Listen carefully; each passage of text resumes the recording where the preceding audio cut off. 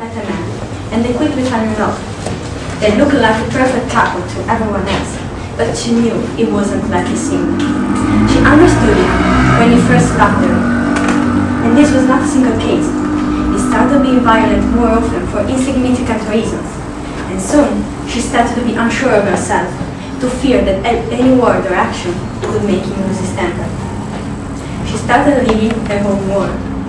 It was a nightmare she didn't know how to escape from. Anxiety, desperation, dread, all feelings that were always present in her existence. She had never seen warriors wearing weapons or carrying uniforms, but was she living in peace? Definitely not. It was a nightmare she didn't know how to escape, I said. Yeah, of course, she could see no way out, because no one would help her.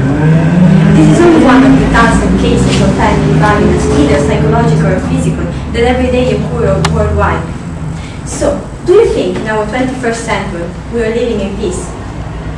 Well, maybe our countries aren't fighting each other, and we've never had to leave our houses at night to hide in bunkers.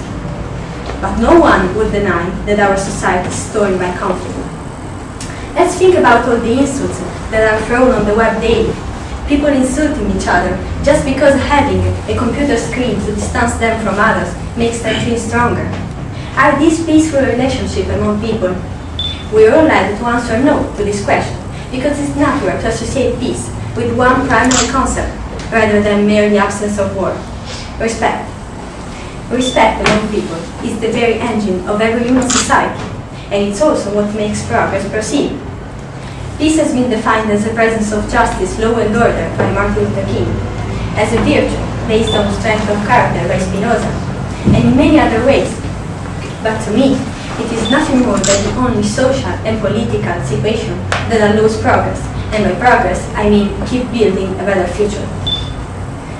Well, it's paradoxical to think that in our society this situation is getting harder and harder to reach year after year.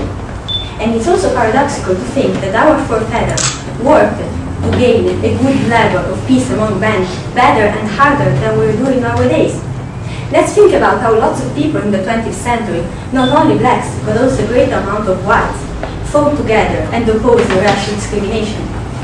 It would have been obviously dangerous for a single man to oppose a world system based on differences in social conditions.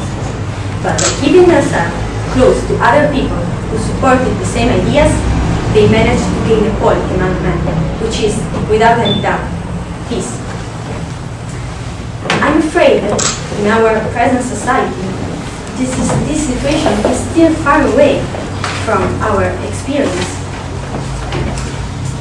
Some years ago, I was spending some weeks in a college in England, located in a little village on the south coast.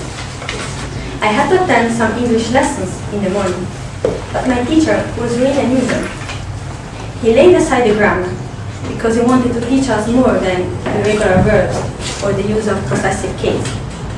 And so, his lessons were all about how to use our words and our thoughts with intelligence and kindness. One day, he asked us to enter a room, sit in a circle, have a conversation, close our eyes, and have a conversation. We were more or less 20, all from different countries. There was somebody from China, I was from Italy, there was a girl from Spain. Of course, if we had been talking with our eyes open, we would have noticed our differences in skin color or features. But talking with our eyes closed, we focused only on the sound of our voices and the meaning of our speeches. And we were all the same kind of people talking for that hour in the same language. So that teacher taught us what peace among men is and how easy it is to reach. We just have to close our eyes on our differences and open them when we have understood that we all belong to the same race, mankind. Thank you.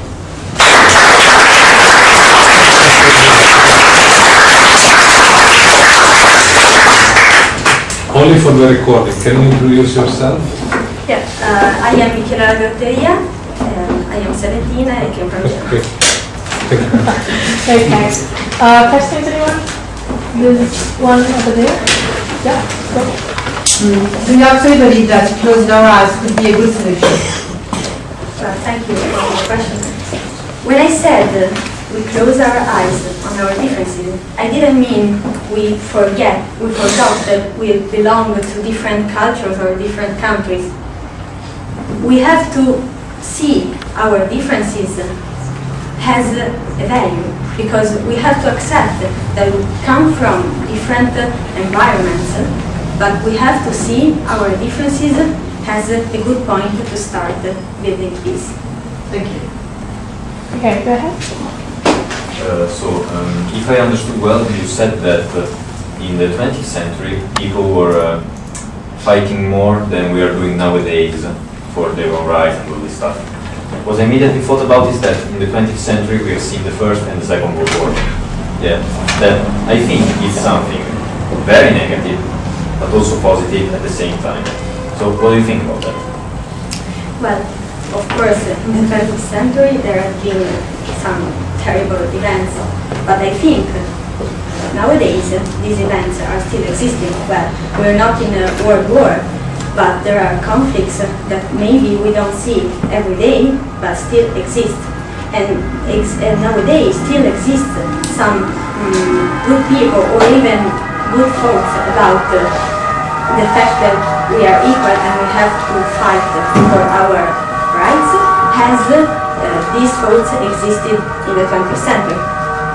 What I wanted to say is that today people are, I don't know, well, maybe these ideas are not spread enough, and there are still people who fight for these things, but I think that we are led to don't think about these issues and lay them to other people. So I think in our society we must think more about it than fight. Anybody else? One question. Well, I have one actually. I found it interesting how most of you guys actually divided the idea of peace and war between like individual peace or war, internal, let's say, and actually political war in a way, and that's kind of obvious. I mean, I do realize why all of you actually mentioned that, but what I'd like to ask you, since you actually started with a sort of medium case, like in domestic violence, right, which is sort of individual, but it's obviously a social cause too. Do you feel like society nowadays is actually paying attention to that kind of violence the same way it does in other cases, like individuals fighting each other for any other reason or political issues? Well, I think that in our society there are issues about either domestic or everyday issues has political and other more evident issues. But I'm afraid that we as people who didn't experience these issues are led to forget about it.